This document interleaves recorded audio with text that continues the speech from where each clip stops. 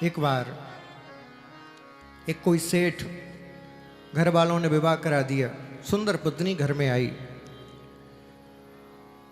Business tour तो होते ही हैं कारोबार में, तो बिजनेस टूर के लिए गया। पसंद आ गई महाराज कोई, सोचा पसंद आई गई हो, चलो तुमसे भी विवाह कर लेता हूं, तो उसको भी घर ले आया। अब जैसे ही घर आया तो घर में दूसरी खड़ी, बोले ये कौन है? बोले पहली वाली। बोले नहीं नहीं नहीं, ऐसे काम नहीं चलेगा, पहले इसको छोड़ो तब मैं आऊं। बोले कोई बात नहीं, धन की कमी नहीं है, तेरे लिए अलग फ्लैट ले देता हूं। 2-3 महीने हुए तो एक सेक्रेटरी आ गई, बढ़िया सुंदर सी, पर्सनल असिस्टेंट। अब सेठ जी दिल दे बैठे महाराज। उसने कहा मैं भी विवाह करूंगी। बोले तू भी कर ले, बहती गंगा में हाथ धो ले, तेरे लिए भी एक फ्लैट दे देता हूं। थोड़ा बहुत समय गुजरा तो थोड़ी वृद्धावस्था आई, घूमने के लिए गए तो एक और पसंद आ गई। मन है ये तो चौथी को ले आए महाराज। 4 जगह घर हो गए, लेकिन जैसे ही बुढ़ापा तीव्र हुआ, शरीर ने साथ देना बंद किया, तो अब एक दिन सेठ जी को लगा कि अब मेरी मृत्यु होने वाली है, मुझे ऐसा लग रहा है। तो जिस चौथी पत्नी के संग रहते थे, रात्रि में उसके सामने गए और कहा, बोले देवी मुझे ऐसा प्रतीत हो रहा है कि अब मैं मरने वाला हूं। अब तू मुझे बता, क्या तू मेरे मृत्यु में साथ देगी? क्या कहा? मृत्यु में साथ देगी? तो पत्नी बोली, क्या बावरे हो गए हो? मैंने तुमसे विवाह थोड़ी किया था। बोले तो? बोले तुम्हारी संपत्ति से विवाह किया था। तुम जरा देखो तो सही, मैं क्या करूं, राम मुझे बुढ़ा मिल गया। अरे मैं तुम्हारा साथ वाथ देने वाली नहीं हूं, मैं तो इंतजार कर रही हूं कब तुम मरो, कब मैं दूसरे के वहां जाऊं। मैं साथ वाथ नहीं दे सकती, मैं तो यही चाह रही हूं जल्दी मर जाओ तो संपत्ति लेके जाऊं। तो साथ नहीं देगी? बोले ना। उदास हो गए सेठ जी। तो बोले जिसके चक्कर में 3 को छोड़ा, उसने 2 टूक मना कर दिया। दूसरे दिन तीसरे नंबर की पत्नी के पास पहुंचे और कहा कि मैं मरने वाला हूं, क्या तू मेरा मृत्यु में साथ देगी? भैया इन बच्चों को उधर ही रोक लो, कौन की छोरा छोरी हैं? क्या तू मेरा मृत्यु में साथ देगी? तीसरी पत्नी ने कहा, मैं साथ तो दूंगी क्योंकि आपने मेरा विवाह किया है मुझसे, लेकिन याद रखना घर की दहलीज तक। आप मरोगे तो आपके लिए आंसू बहा लूंगी, चोड़ी फोड़ लूंगी, मंगलसूत्र तोड़ दूंगी। आप सोचो कि शमशान तक जाऊं तो वो नहीं जाने वाली, घर की दहलीज तक साथ दूंगी। सेठ जी उदास हो गए, ये भी साथ देने के लिए तैयार नहीं। तीसरे दिन दूसरे नंबर की पत्नी के पास पहुंचे, कहा मेरी मृत्यु नजदीक है, क्या तू मेरा साथ देगी? तो कहा देखो पतिदेव, मैं आपका साथ तो दूंगी, लेकिन केवल शमशान घाट तक।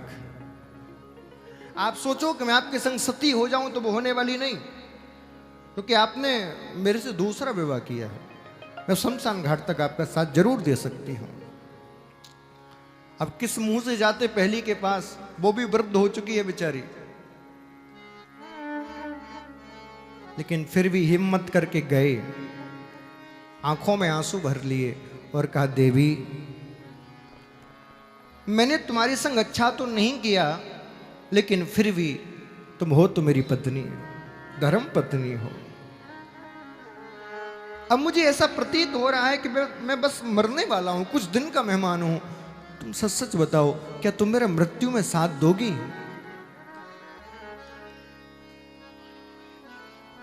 देवी की आंखों में आंसू भर आए, हाथ पकड़ा और कहा, बोले पतिदेव ये चूड़ी देख रहे हो ना, ये मंगलसूत्र देख रहे हो, ये मांग में सिंदूर देख रहे हो, मैंने आज भी आपके नाम का भर रखा है। आपने मुझे त्यागा था, मैंने आज तक आपको नहीं त्यागा। अरे आप एक जन्म की बात करते हो, मैं तो आपका 7 जन्म तक साथ देने के लिए तैयार हूं। कितने जन्म तक? अब ताली तो बजा ली, अब इसका अर्थ क्या हुआ? हाँ, ये चौथे नंबर की पत्नी कौन है? ये चौथे नंबर की पत्नी कोई और नहीं, आपकी दौलत, आपकी फैक्ट्री, आपका घर, आपका मकान, आपका बैंक बैलेंस, ये आपकी चौथे नंबर की पत्नी है। बताओ, यह किसी के साथ जाती है? आदमी मरे नहीं कि तुरंत दूसरा आ जाता है, मेरे नाम लिखो पूरी संपत्ति। इसीलिए मैं कहता हूं, कमा लो दौलत मन चाही, जुटा लो हीरे और मोती, मगर याद रखना तुम कफन में जेब नहीं होती। कहां रख के ले जाओगे? कफन में जेब नहीं होती। तो ये चौथे नंबर की पत्नी आपकी संपत्ति है, जो आज तक किसी के साथ नहीं गई, जिसको हम अपना मान के बैठे हैं। तो महाराज जी किसका माने? बोले भगवान का मानो। क्यों जी? कोई कहे ये बंगला किसका है, क्या कहोगे? क्या कहोगे? भगवान का। क्या कहोगे? कोई कहे फैक्ट्री किसकी है? भगवान। ये गाड़ी किसकी है? भगवान की। और कोई कह दे बीवी किसकी है? बोले ना महाराज ये तो मेरी है, ये भगवान की। अच्छा, भगवान की कह भी दो तो जरा सोच समझ के कहना, पता चले पड़ोसी का नाम भगवान हो और तुम लॉन्ग ड्राइव पे भी पत्नी को बिठा के ले जा रहे हो, कोई पूछे किसकी पत्नी है, बोले भगवान की। बोले शर्म नहीं आती, पड़ोसी की बीवी को लेके घूम रहा है। तो ये चौथे नंबर की संपत्ति, यही आपकी चौथे नंबर की पत्नी है। तीसरे नंबर की पत्नी क्या कहा था? साथ तो दूंगी लेकिन घर की दहलीज तक। ये तीसरे नंबर की पत्नी कोई और नहीं, तुम्हारी जिससे विवाह होके आया है वही है। इनके लिए मर्यादा है, ये चाहकर भी पति के दहरी के बाहर नहीं निकल सकती, घर के बाहर नहीं जा सकती, तो ये भी साथ देने वाली नहीं है। दूसरे नंबर की संपत्ति क्या कहा था? साथ तो दूंगी लेकिन शमशान घाट तक। ये आपकी दूसरे नंबर की संपत्ति है। आपके परिवार वाले, आपके रिश्तेदार, आपके मित्र, आपके सगे संबंधी, भाई कितना भी प्यारा कोई क्यों ना हो, कंधे पे धर के ले जाते हैं। बताइए शमशान से आगे कोई जाता है? कोई कितना भी प्यारा हो, क्या कोई साथ में मरने के लिए तैयार होता है?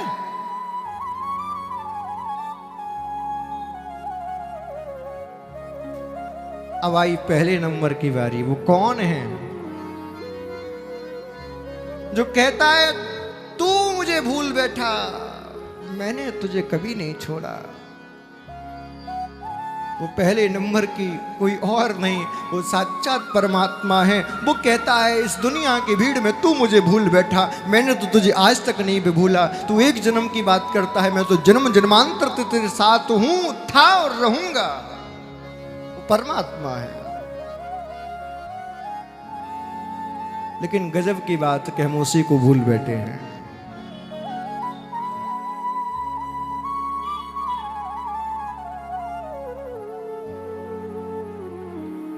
माया माया सब कहें, मोहन कहे न कोई, एक बार मोहन कहे तो माया चेली हुए। लेकिन माया के चक्कर में मोहन को भूले बैठे हैं। इस कथा का यही सार है कि संपत्ति को प्राप्त करना बुरा नहीं है, संपत्ति का भोग भी बुरा नहीं है, लेकिन संपत्ति का मोह सबसे बुरा है। आपका अधिकार केवल उतने पर है जितना आप भोग कर सको, उससे ज्यादा पर आपका अधिकार नहीं। आप मुझे बताइए, बीघाओं में बंगला बनवा लो, लेकिन सोने के लिए तो 6x6 का बेडरूम तक ही मिलेगा, डबल बेड ही मिलेगा। इससे ज्यादा पे तो नहीं सो सकते। सो सकते हो क्या? भंडार भरवा लो, क्या 4 रोटी से ज्यादा खा सकते हो? कोई ज्यादा खाए तो 10-20 खा जाए, इससे ज्यादा तो नहीं खाएगा। इसीलिए संपत्ति को एकत्रित करो, बुरा नहीं है, लेकिन अत्यधिक संपत्ति से प्रेम मत करो। गोविंद ने संपत्ति आपको समाज के धर्म के उत्थान के लिए दी है। इसलिए शास्त्र कहता है कि अपनी कमाई का 10% दान करिए। कितना? 10%, 10%। 100 रुपए कमा रहे हो तो 10 रुपए महाराज दान की मत कहो, मुख सूख जाते हैं दान के नाम पर। एक से एक बड़े दानी पड़े महाराज। एक बार एक जगह कथा हो रही, एक सेठ जी बड़े कंजूस, सार्वजनिक कथा, सबके घर से चंदा मांग रहे। समिति वालों ने कहा सेठ जी के घर से नहीं दिया तो बुरा मान जाएंगे। अब देते तो किसी को नहीं है, फिर भी चलना तो हमारा कर्तव्य है। सेठ जी के घर गए, बोले सेठ जी कथा हो रही है, चंदा। अरे बिल्कुल, रसीद लाओ। ये रसीद कट्टा, आप अपने मन से जितना चाहें, कोई आपसे जबरदस्ती नहीं। अच्छा, सबसे ज्यादा किसने दिया है? बोले फलाने निगम जी हैं, 10 लाख रुपए दिए। अच्छा अच्छा, चलो मेरी तरफ से लिखो 11 लाख रुपए। सब लोग अचंभित हो गए, जिसने कभी 1 रुपए नहीं दिया उसने 11 लाख रुपए दिए।